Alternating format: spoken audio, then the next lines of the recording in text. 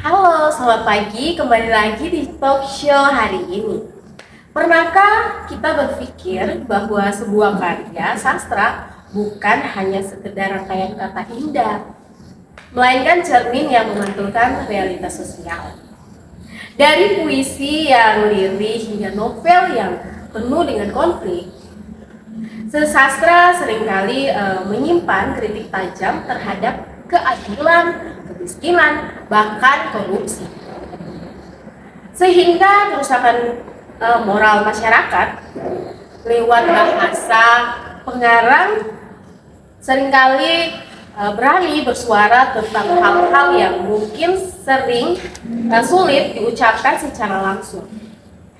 Baik teman-teman, hari ini kita akan bersama-sama menggali pengalaman dan bagaimana sebenarnya sastra menjadi suara rakyat, alat kritik, sekaligus harapan untuk perubahan sosial.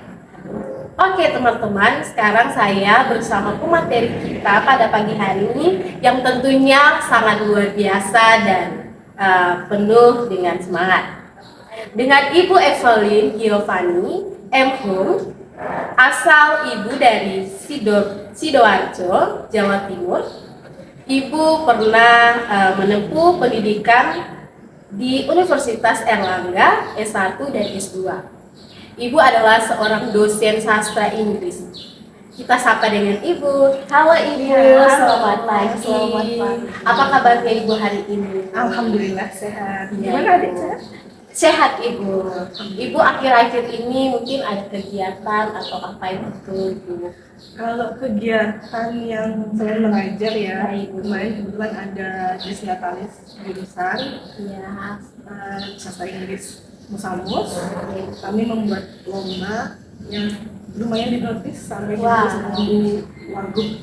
Hebat sekali Ibu. Iya Ibu, jadi terkait tentang materi kita sastra sebagai cerminan suara kritik rakyat, Ibu ada beberapa pertanyaan yang saya mau tanya terkait tentang sosial kritik.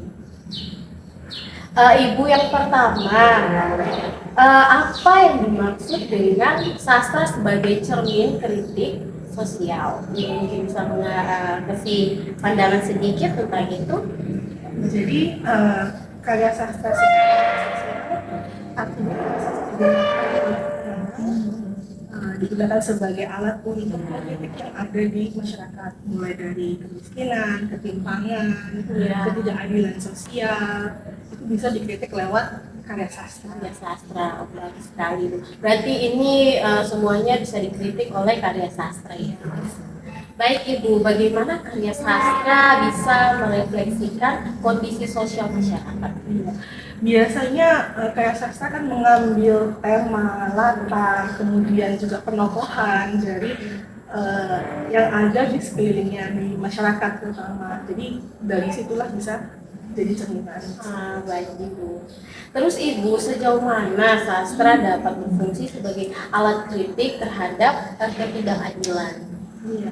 Jadi melalui karya sastra, contohnya novel, cerpen, atau puisi, bisa digunakan pengarang untuk menunjukkan ke masyarakat kalau ada kejadian seperti ini di masyarakat. Baik sekali. Berarti bisa menunjukkan kepada masyarakat ya Ibu. Terus Ibu, mengapa penulis memilih medium sastra untuk menyampaikan kritik sosial bukan media lain? Mungkin seperti media pers begitu ya. Kalau media pers kan biasanya harus menggunakan bahasa yang lugas, menyampaikan fakta sejujur-jujurnya gitu ya, seperti di berita ataupun media sosial yang lain gitu. Cuman kalau misalnya lewat karya sastra bisa menggunakan bahasa yang lebih ambigu, bahasa yang tidak terbuka nyata gitu, yang langsung apa adanya gitu. Jadi bisa ditutup-tutupi agar ini bisa berkaitan dengan censorship juga sih. Iya Ibu, baik. Benar sekali Ibu. Terus Ibu, apakah semua karya sastra bisa dianggap sebagai bentuk kritik sosial? Sebenarnya nggak semua karya sastra bisa disebut sebagai kritik sosial. sosial ya. Saya ambil contoh misalnya gini, di karya sastra di Indonesia itu kan ada era-eranya ya, mungkin kayak misalnya zaman dulu ada era BP, Hikmat Pustaka, ada era Pujangga Baru. Nah, di salah satu era seperti era Orde Baru, di situ mulai terbagi, ada karya sastra yang dianggap karya sastra serius dan karya sastra yang dianggap sebagai karya sastra yang populer, dipecah. Nah, karya sastra populer lebih banyak ceritanya lebih ringan, kemudian tema-temanya percintaan remaja, konflik keluarga seperti itu. Sedangkan yang karya sastra serius dianggap lebih mengkritik kondisi sosial, ekonomi dan politik di era itu. Jadi tidak selalu menjadi kritik sosial. Berarti dibagi lagi. Iya, ada percabangan di sana. Baik Ibu. Ibu itu kan pertanyaan tentang dasar tentang sastra. Nah Ibu, sekarang tuh peran dan fungsi sastra dalam masyarakat. Bagaimana peran sastra dalam membentuk kesadaran sosial pembacanya? Ya. Jadi ketika sebuah karya itu dibaca oleh masyarakat, pembacanya lah ya, biasanya akan dari pembacanya akan merasakan bahwa dari cerita-cerita itu ternyata relate dengan hidupnya, ternyata relate dengan sekelilingnya dia, seperti itu, isu-isu yang ada di sekelilingnya. Kadang orang yang tidak membaca karya sastra mungkin tidak sensitif itu terhadap masyarakat, masalah-masalah yang ada di sekelilingnya, tapi dengan dimension di dalam sebuah karya sastra akan lebih sensitif terhadap masalah yang ada di sekelilingnya. Baik Ibu. Terus Ibu, dapatkah sastra mengubah pola pikir masyarakat tentang isu sosial tertentu itu? Bisa, karena dengan karya sastra itu kan bisa melihat sebuah masalah dari sudut pandang yang lain gitu. Jadi tidak dari sudut pandang satu saja. Kadang kan kita memahami satu masalah dengan sudut pandang kita sendiri, tapi melalui karya sastra dengan sudut pandang yang lain, POV yang lain, pihak ketiga misalnya, jadi kita bisa melihat ternyata dari sudut pandang lain itu permasalahannya dilihat sebagai hal yang lain. Baik, berarti ini bisa melihat dari sudut pandang orang lain. Iya. Berarti Ibu, terus apa perbedaan antara kritik sosial dalam sastra dengan kritik melalui media massa? Ya, kalau media massa tadi kan bahasanya lebih lugas, lebih menyampaikan fakta seperti itu. Sedangkan kalau kayak sastra bahasanya lebih ambigu, lebih banyak majas-majas, tidak yang terbuka lebar. Terus Ibu, terus sejauh mana Ibu membaca, memahami peran kritik sosial dalam karya sastra? Jadi ini sama dengan kalau misalnya ada bikin skripsi seperti itu kan, atau menganalisis sebuah teks, pasti butuh pengetahuan, latar belakang itu juga yang berbeda, latar belakang yang berbeda, pengetahuan yang berbeda, pengalaman yang berbeda itu mempengaruhi pembaca untuk memahami sebuah karya sastra. Jadi Ibu itu perlu pengalaman atau ini untuk sebenarnya tidak secara spesifik butuh pengalaman tertentu untuk membaca sebuah karya sastra, tapi saya analogikan seperti ini. Ketika misalnya saya SMP dulu diberi tugas oleh guru membaca karya sastra BP, era BP, Balai Pustaka. Saya mengambil novel waktu itu Jamin dan Johan. Nah, ketika saat itu saya baca, saya karena anak SMP kan, pengetahuannya, pengalamannya hanya sebatas anak SMP saja. Ketika saya baca ulang, ketika saya sudah kuliah saya baca ulang, ternyata banyak hal-hal yang nggak saya temukan ketika saya baca SMP. Padahal karyanya sama, orang yang baca sama, tapi ternyata ketika pengetahuan ilmunya itu berbeda, saya mendapatkan hal-hal yang baru, yang ketika saya juga SMP tidak saya notice. Terus Ibu,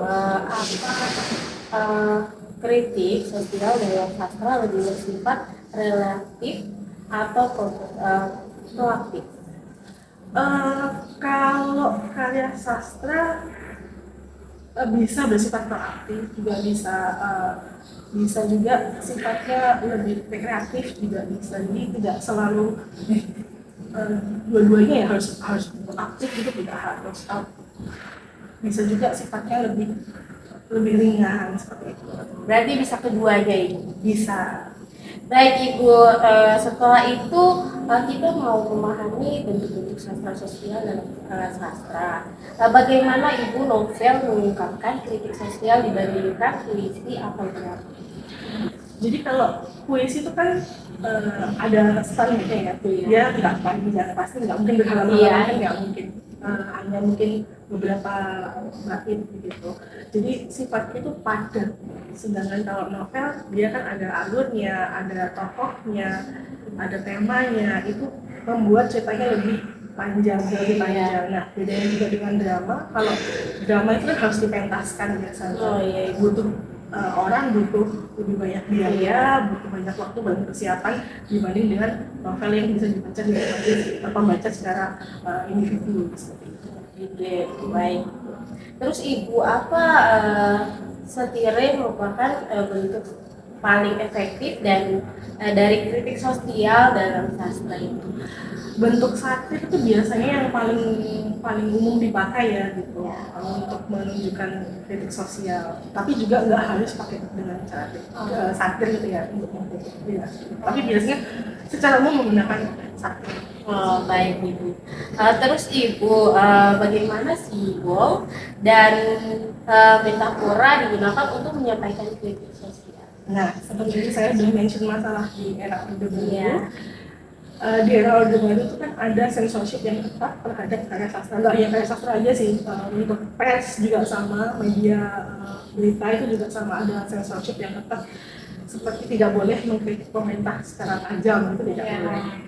Menyampaikan fakta tapi harus dibatas-batasi seperti itu. Nah, dengan menggunakan bahasa yang ambigu, bahasa yang tidak secara lugas seperti itu ya, itu bisa menghindari untuk censorship. Biar karya ini bisa lolos ke masyarakat. Kalau nggak seperti itu nanti tidak boleh terbit atau tidak boleh tayang.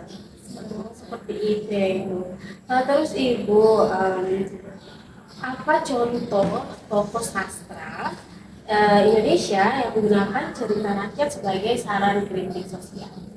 Banyak di Papua juga ada gitu, kalau nggak salah di tahun 2005 itu Departemen Bahasa itu membuat buku kumpulan dongeng Papua gitu, tapi ceritanya modelnya fable kayak tentang binatang-binatang. Oh iya. Nah, beberapa ceritanya di sana, salah satunya ada contoh tentang ikan dan anjing. Di situ menceritakan tokoh anjing yang bersahabat dengan manusia. Beberapa manusia ada yang bukan orang yang baik kan, orang yang jahat gitu. Nah, si ikan menyampaikan kepada anjing untuk memberikan tanda kutip hukuman gitu kepada manusia-manusia jahat lewat alam seperti itu. Itu banyak juga. Baik Ibu, setelah kita mengetahui contoh-contoh tokoh di sastra Indonesia, itu juga tidak ada juga di Merauke, di Papua. Jadi Ibu, bagaimana kisah-kisah realisme lebih tajam dalam menyampaikan kritik sosial dibanding flash? Nah, daripada cerita-cerita fantasi. Jadi kalau kisah-kisah yang realis, kita kan lebih dekat dengan masyarakat. Jadi banyak ini pembacanya yang merasa relate lah dengan kejadian dari novel-novel kayak sastra yang sifatnya realis dibandingkan yang fantasi. Berarti lebih mudah dipahami. Sekarang Ibu, tadi kan bentuk-bentuk. Sekarang nih penulisan dan tanggung jawab sosial. Apakah penulis sastra memiliki tanggung jawab moral terhadap masyarakat? Tentu saja ada tanggung jawab moral dalam setiap karya itu, pasti ada tanggung jawab moral. Karena dari karya sastra tersebut sedikit banyak itu punya pengaruh ke masyarakat atau konteks ke pembacanya, pasti harus ada. Terus Ibu, bagaimana sih penulis menghadapi risiko ketika kritik sosialnya menyinggung pihak berkuasa? Seperti tadi sudah sedikit mention ya di era Orde Baru tadi salah satunya. Sebagai contoh, resiko itu pasti ada. Resiko mulai dari yang paling ringan itu mungkin di sensor, kemudian ada resiko juga tidak boleh terbit atau di ban, tidak boleh ke masyarakat, sampai ke dibuang seperti itu, diasingkan, ditangkap kemudian diasingkan. Itu juga seperti contohnya Prabu Niangatur di era Orde Baru diasingkan di Pulau Buru seperti itu. Itu juga salah satu resiko dari penulis yang mengkritik keadaan sosial masyarakat, kemudian aktif. Sekali Ibu. Terus Ibu, apakah penulis harus netral atau boleh berpihak dalam karya sastra yang lebih berisi sosial? Oh, iya. Jadi berbeda dengan akademisi, berbeda juga dengan orang pers seperti itu. Kalau akademisi dan pers harus berdasarkan fakta, harus berdasarkan sifatnya harus objektif juga, berbeda dengan penulis yang mempunyai kebebasan untuk tidak bersebelah lah ya, Iya. tidak netral seperti itu, terutama untuk membela kelompok-kelompok yang lemah dan lemah itu boleh tidak Boleh tidak netral ya, betul sekali. Terus Ibu, bagaimana pengalaman Ibu pribadi penulis mempengaruhi tema sosial dalam karya? biasanya penulis-penulis itu tetap akan menggunakan latar belakangnya, concernnya dia terhadap suatu isu untuk dimasukkan ke dalam karya sastra itu pasti. Contohnya mungkin seperti Buju Tukul yang karena concernnya dia adalah sebagai aktivis buruh, akhirnya karya-karyanya juga banyak membahas tentang itu seperti itu. Terus Ibu, apakah ada batasan etis dalam menyampaikan kritik sosial melalui sastra? Semua kebebasan yang baik itu adalah kebebasan yang bersyarat gitu ya. Dalam arti tidak ada kebebasan absolut, tidak. Pasti ada batasan-batasan untuk supaya tidak mengganggu kebebasan orang lain seperti itu. Nah, dalam konteks ini kayak sastra boleh mengkritik secara sosial boleh gitu. Cuman tidak boleh misalnya digunakan untuk membangun massa, untuk punya semacam ajakan untuk membenci suatu kelompok tertentu gitu. Yang menjadi problem itu bukan kelompok dari tapi sistemnya gitu. Terus Ibu, ini kan tadi kan kita sudah bicara tentang penulisan tanggung jawab sosial. Terus Ibu studi kasus dalam sastra Indonesia, bagaimana sih karya Pramolia antara Pramudia iya. Pramudia itu banyak beberapa karyanya ya bahas tentang era kolonial gitu, penindasan di era kolonial. Itu salah satu contohnya misalnya Budi Manusia gitu, itu kan mengambil tema tentang penindasan. Kita udah nggak boleh bilang dulu ya, bilangnya bumi gitu, ditindas oleh kelompok-kelompok dari kolonial. Terus Ibu, apa bentuk kritik sosial yang muncul dalam puisi-puisi Wiji Tukul? Iya. Kalau Wiji Tukul itu concernnya ke karena dia aktivis buruh, jadi concernnya lebih ke penindasan buruh seperti orang-orang kecil, orang-orang miskin seperti itu. Terus Ibu, bagaimana sih cara Anwar menggunakan bahasa untuk menyampaikan keresahan sosial dan politik? Kalau di karya-karya Anwar biasanya itu bahasanya tegas, lugas seperti itu. Jadi apa ya, kritiknya itu keras. Ya, betul sekali Ibu. Terus Ibu, adakah novel atau cerpen kontemporer yang relevan dengan isu sosial saat ini? Di era cerpen-cerpen kontemporer gitu ya, banyak juga yang mengkritik isu-isu yang ada di zaman sekarang. Biasanya berkaitan dengan isu gender, isu seksualitas, isu isu di pemerintahan itu juga banyak juga. Kalau misalnya di era reformasi seperti ini, kan sekarang udah masuk era reformasi kan. Saya ambil contoh misalnya kayak karya-karya yang berkaitan dengan gender, dengan feminis gitu, kayak seperti kayak Orta Rusmini yang berkaitan dengan penindasan perempuan dan Bali gitu kan, khususnya. Kemudian juga ada Ayu Utami juga sama, kan juga bisa munculnya karena di era reformasi. Terus Ibu, bagaimana cerita rakyat Papua bisa dipakai sebagai kritik sosial terhadap perubahan zaman? Iya. Biasanya kalau dari novel-novel Papua kan cerita-cerita ya kayak sastra di Papua biasanya berkaitan dengan manusia dan alam seperti itu. Jadi manusia dengan alam. Biasanya berkaitan dengan manusia yang merusak lingkungan, berkaitan dengan uh, perubahan iklim seperti itu juga bisa muncul. Jadi berkaitan itu. Ya. Terus Ibu, setelah itu sastra politik dan kekerasan, mengapa karya sastra sering dianggap berbahaya oleh netizen?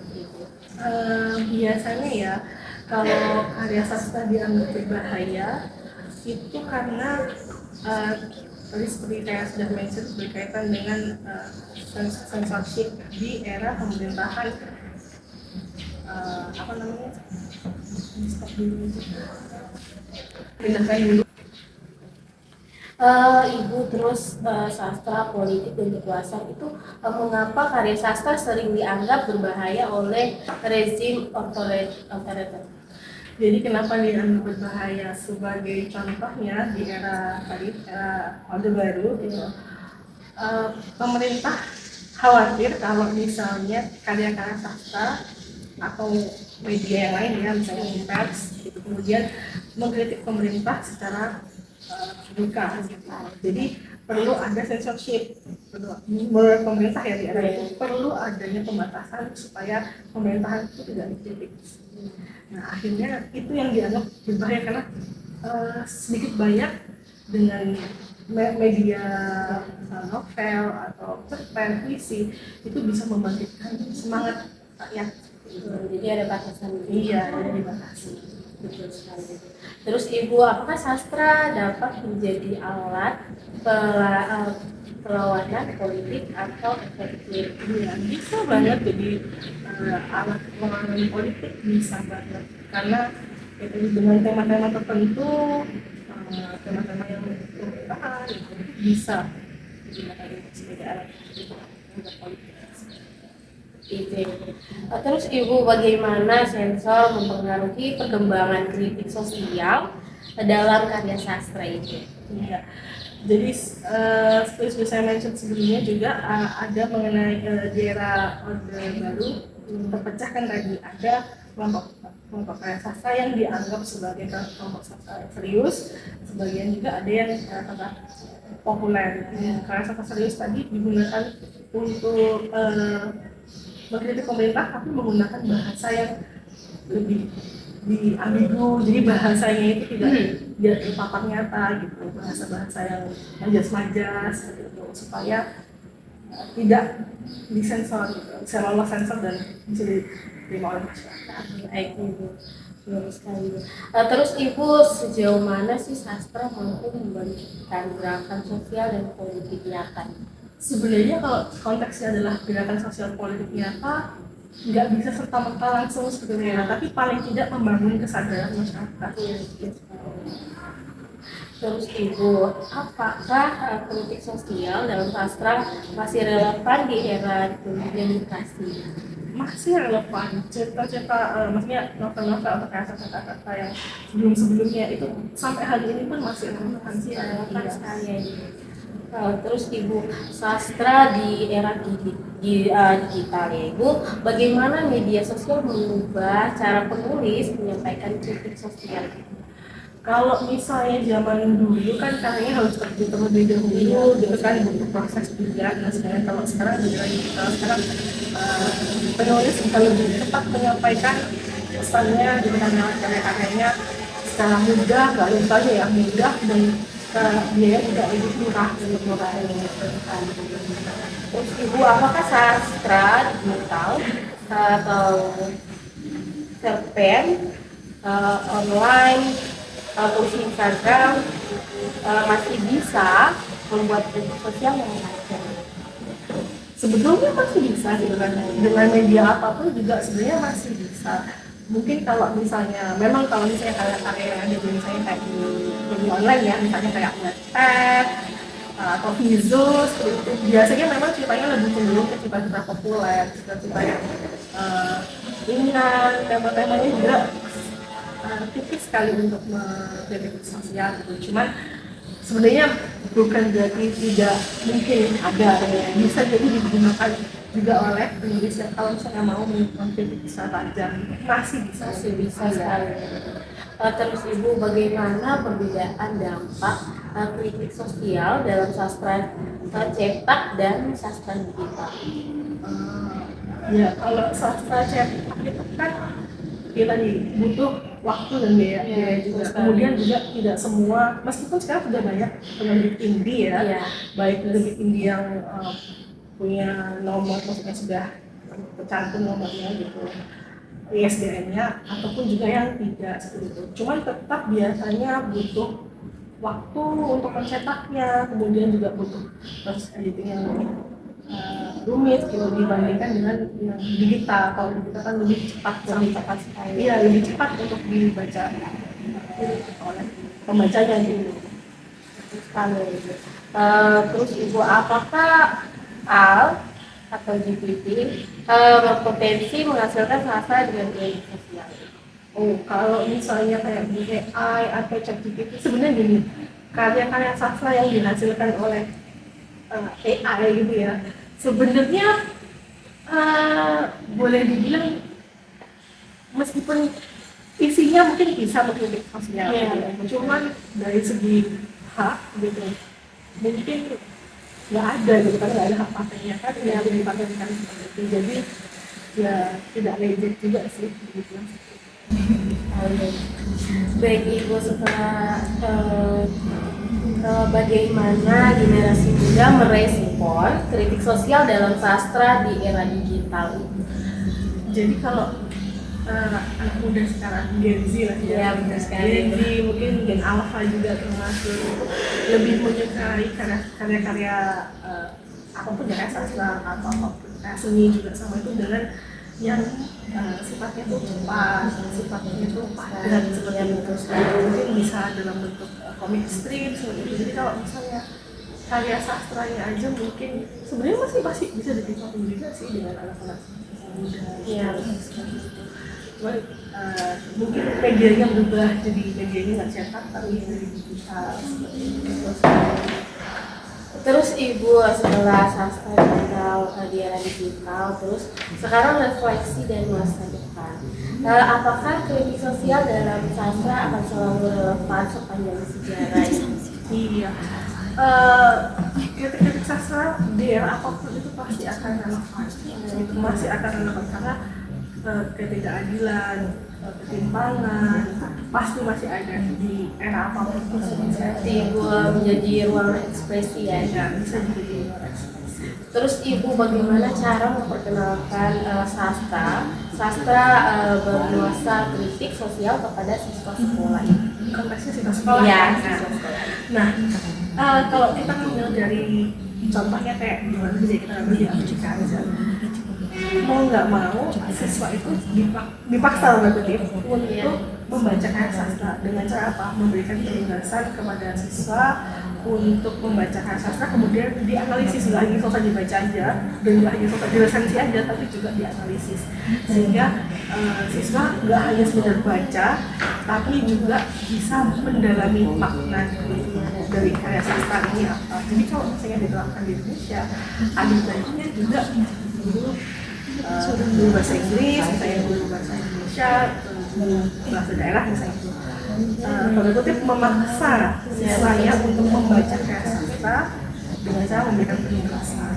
Kayak saya cerita zaman saya SMP, saya baca. Kalau seandainya guru saya SMP saya tidak memberikan tugas membaca karya sastra era Balai Pustaka, sampai hari ini pun saya nggak tahu gitu ada karya-karya zaman Balai Pustaka seperti itu. Dan nyatanya dari SMP sampai sekarang saya masih ingat artinya membekas.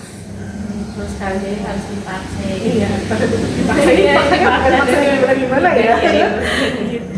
Terus Ibu, apakah sastra dapat menjadi media pendidikan tentang hak asasi manusia dan keadilan? Bisa banget. Jadi mungkin dengan bahasa yang lebih kan bahasa-bahasa politik, bahasa-bahasa hukum itu kan berat mungkin ya. Iya. Mungkin dari penokohan yang dengan bahasa-bahasa yang ringan gitu itu bisa tokoh-tokoh yang lebih sederhana gitu. Mungkin akan lebih mudah dipahami pembaca gitu. Bisa. Terus Ibu, bagaimana peran komunitas sastra dalam menjaga tradisi kritis sosial melalui karyanya? Jadi untuk komunitas sastra itu bisa jadi ruang yang aman untuk berdiskusi, untuk berdiskusi bersama gitu. Sehingga budaya kritik sosial itu masih ada. Betul sekali ya Ibu. Yang terakhir Ibu, menurut Ibu apa masa depan sastra sebagai cerminan kritik di Indonesia Ibu? Sampai kapanpun karya sastra itu akan bisa jadi media untuk mengkritik ketidakadilan yang terjadi di Indonesia, konteksnya di Indonesia kan di Indonesia. Jadi sampai kapanpun masih akan menjadi gitu. Dan saya berpikir ini ya untuk adik-adik generasi berikutnya gitu, optimis sih mereka akan menggunakan media sastra sebagai.